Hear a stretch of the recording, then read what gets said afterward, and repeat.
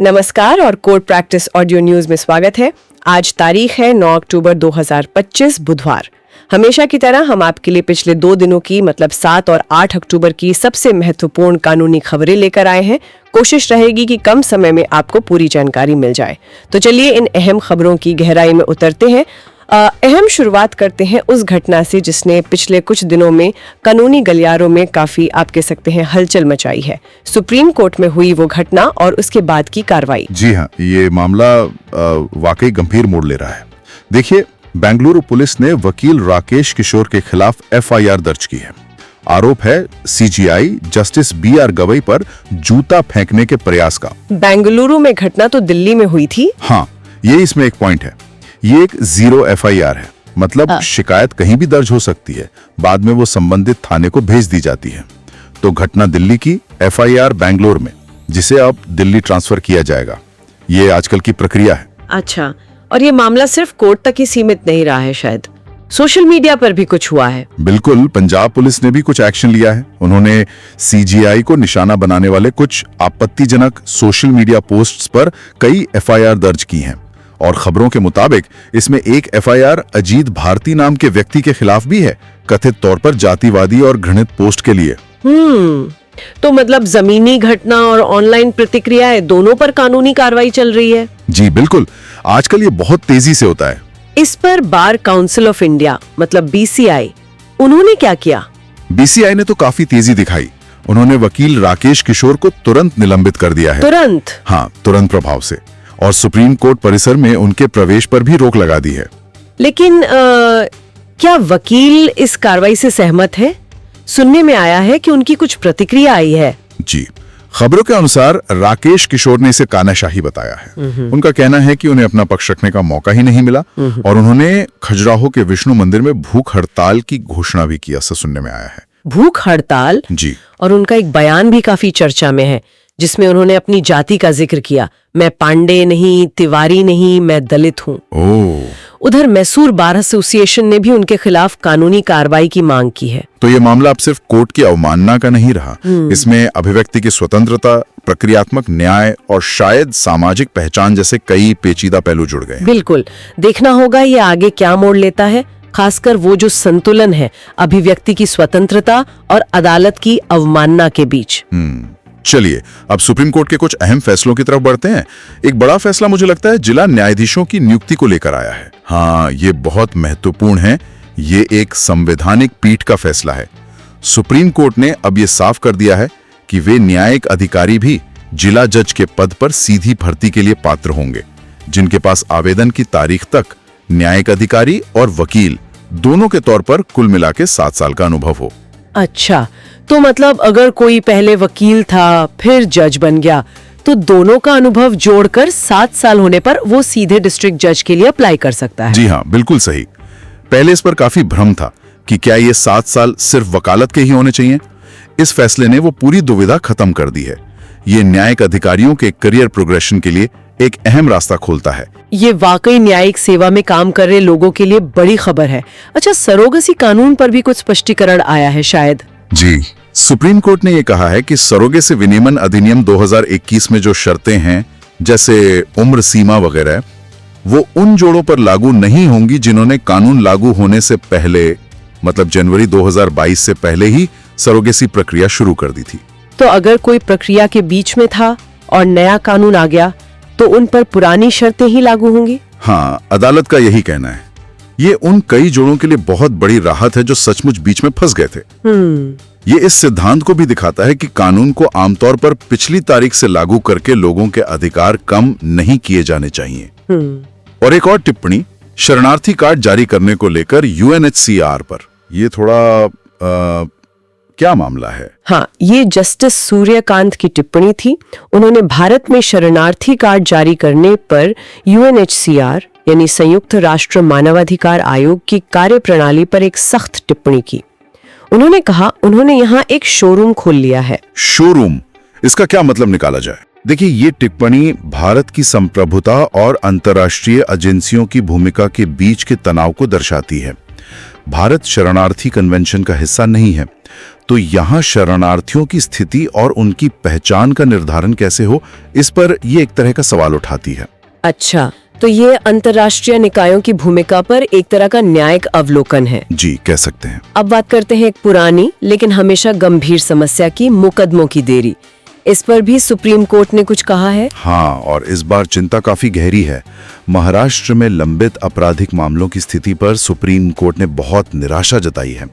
कहा जा रहा है कि सैकड़ों मामले हैं जिनमें दशकों से, सोचिए, दसियों साल से आरोप तक तय नहीं हुए हैं। दशकों से आरोप तय नहीं। जी, अदालत ने इसे चौंकाने वाली स्थिति कहा है। Shocking state of affairs. ये तो न्याय व्यवस्था पर ही सवाल है। बिल्कुल, ये दिखाता है कि न्यायिक प्रक्रिया में कितनी तेजी लाने की जरूरत है।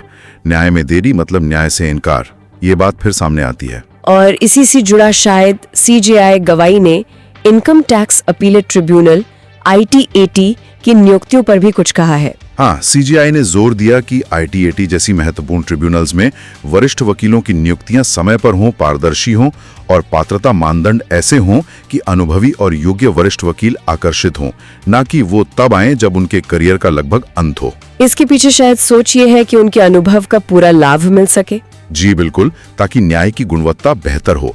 ये सिर्फ ITAT नहीं, सभी ट्रिब्यूनल्स के लिए एक महत्वपूर्ण संदेश है। सुप्रीम कोर्ट के कुछ और फैसले भी हैं, शायद संक्षेप में उन पर भी बात कर लें। जरूर, कुछ और अहम बातें हैं। एक तो असम में एक वीडियो का मामला था जिस पर आरोप था कि वो मुसलमानों को बदनाम करता है। सुप्रीम कोर्ट ने उस वीडियो को हटाने की याचिका पर X यानी पूर्व ट्विटर, केंद्र सरकार और असम सरकार को नोटिस जारी किया है।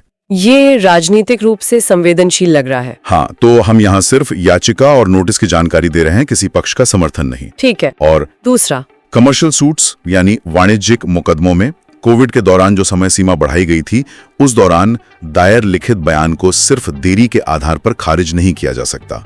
ये व्यवसायों के लिए राहत है। अच्छा।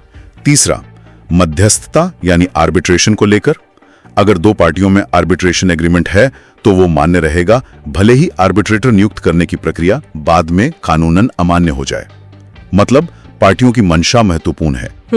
चौथा, सुप्रीम कोर्ट ने मध्य प्रदेश हाई कोर्ट के एक आदेश पर रोक लगाई है जिसमें एक ट्रायल जज पर पॉक्सो मामले में बौद्धिक बेईमानी का आरोप लगाया गया था। ये निचली अदालत के जजों के लिए अहम हो सकता है। और एक बरी करने का मामला भी था। हाँ, एक व्यक्ति को मां की हत्या के आरोप से बरी किया गया। कोर्ट ने कहा कि सबूतों के आधार पर आत्महत्या की संभावना से इनकार नहीं किया जा सकता और संदेह का लाभ आरोपी को मिलना चाहिए। ठीक है, ये तो हुए सुप्रीम कोर्ट के फैसले। अब जरा हाई कोर्ट्स का रुख करते हैं। केरल हाई कोर्ट का एक फैसला मानवाधिकारों के लिहाज से अहम लग रहा है, वायनाड भूस्खलन पीड़ितों से जुड़ा। जी हाँ, ये काफी महत्वपूर्ण है। केरल हाई कोर्ट ने वायनाड भूस्खलन पीड़ितों से ऋण वसूली की कार्रवाई पर रोक लगा दी है और कोर्ट ने बहुत बड़ी बात कही कि पार्टी की राजनीति मौलिक अधिकारों से ऊपर नहीं हो सकती, भले ही केंद्र ने ऋण माफी या छूट देने से इनकार कर दिया हो। अच्छा, यानी मानवीय संकट में मौलिक अधिकार पहले। बिल्कुल, कोर्ट का यही रुख था। ये दिखाता है कि अदालतें कैसे नागरिकों के जीवन और आजीविका के अधिकार को प्राथमिकता दे सकती हैं। अब आते हैं बॉम्बे हाई कोर्ट पर।